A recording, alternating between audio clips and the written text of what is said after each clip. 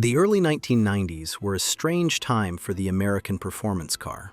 The wild, unapologetic horsepower of the muscle car era was a distant memory, replaced by a new generation of smaller, more technologically advanced, and often front-wheel drive vehicles. The V8 engine, once the undisputed king of the road, was seen by many as a relic of a bygone age. The future, it seemed, belonged to smaller engines, turbochargers, and sleek, aerodynamic coupes. And then, out of nowhere, Chevrolet did something completely unexpected. They took their biggest, most traditional family sedan, a car best known for its service as a police cruiser and a taxi, and transformed it into a sinister V8-powered monster. This car had 4 doors, a massive trunk, and the road presence of a battleship, but it was armed with the heart of a Corvette. It was a machine that defied all the trends of its time, a glorious throwback to the full-size muscle cars of the 1960s, and it became an instant legend. This is the story of the car that made big, bad, and black the coolest thing on 4 wheels, the 1994 Chevrolet Impala SS. To understand why the Impala SS was such a shock to the system, we have to look at the car it was based on, the 4th-generation Chevrolet Caprice.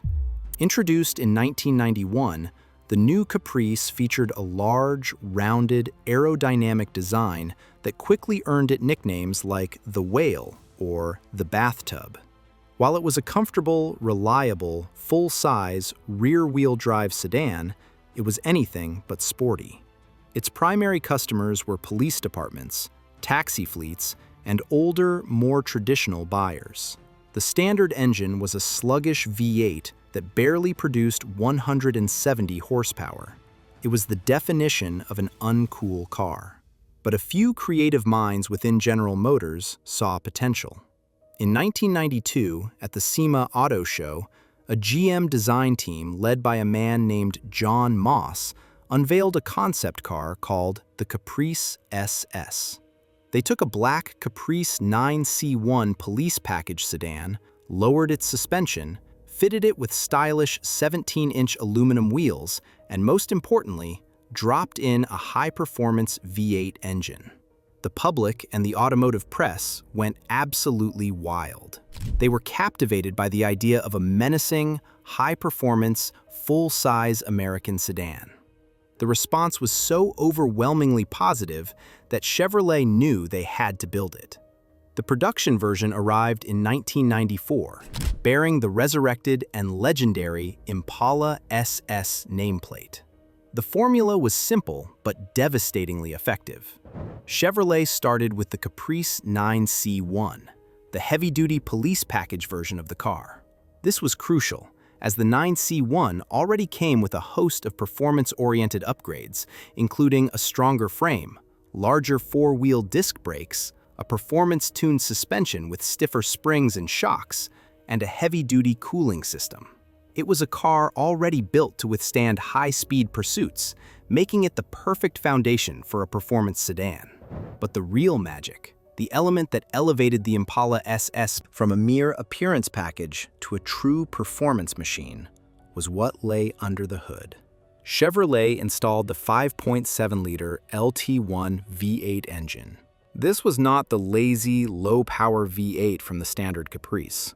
This was a slightly modified version of the very same engine found in the C4 Corvette and the 4th-generation Camaro Z28. While the Corvette version used aluminum heads, the Impala SS received durable cast iron heads, which slightly altered the power band. In the Impala, the LT1 was rated at a stout 260 horsepower and a massive 330 pound-feet of torque. Today, 260 horsepower might not sound like a lot, but in 1994, it was a very serious number, especially for a 4-door sedan. A contemporary Ford Mustang GT, for example, was making only 215 horsepower.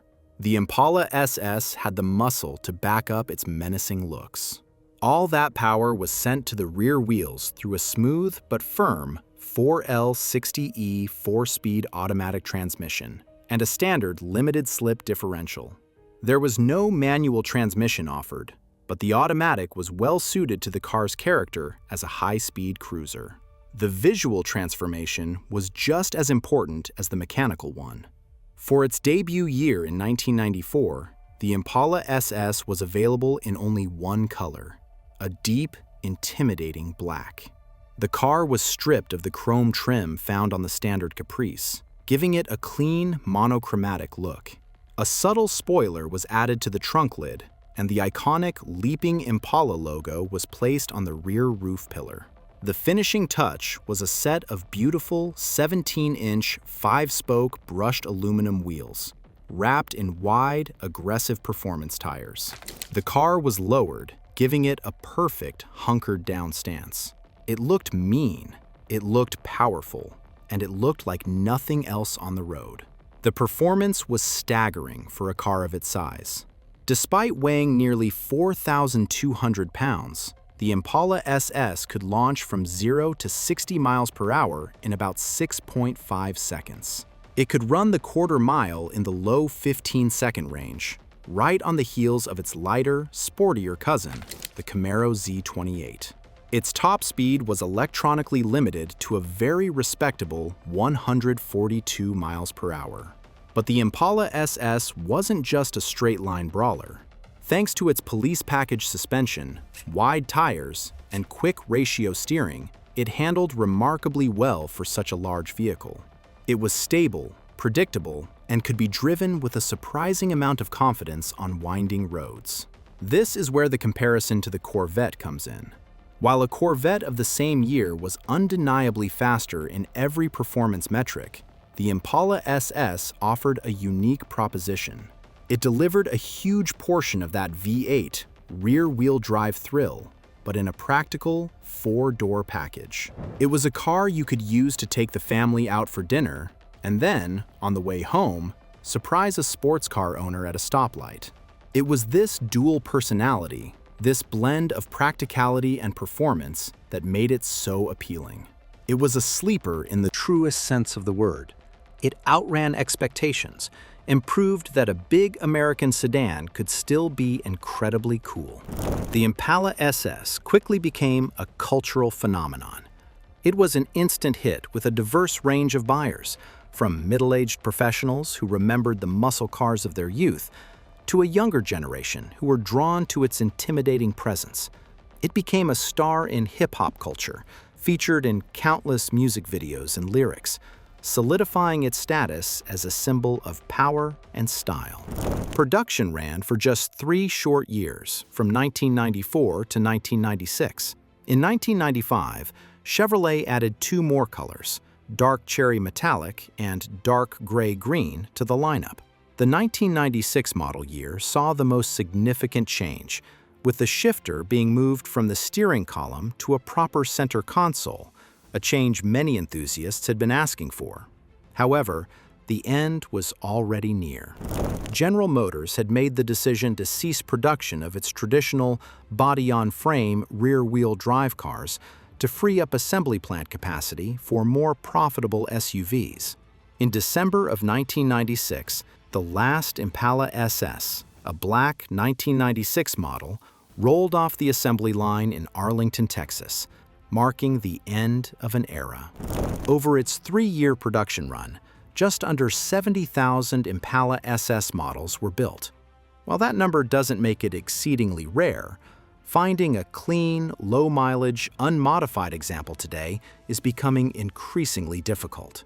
These cars were driven, enjoyed, and often modified. They were daily drivers, weekend cruisers, and amateur drag racers. The 1994 to 1996 Impala SS was more than just a car. It was a statement. It was a bold declaration that the traditional American V8 performance sedan was not dead. It was a bridge between the classic muscle cars of the past and the high-horsepower 4-door sedans of the modern era. It proved that you didn't need a small, lightweight coupe to have fun. Sometimes, the most thrilling car on the road is the one that nobody expects. the big, black, four-door sleeper that can outrun a Corvette's reputation and carry a family of 5 while doing it.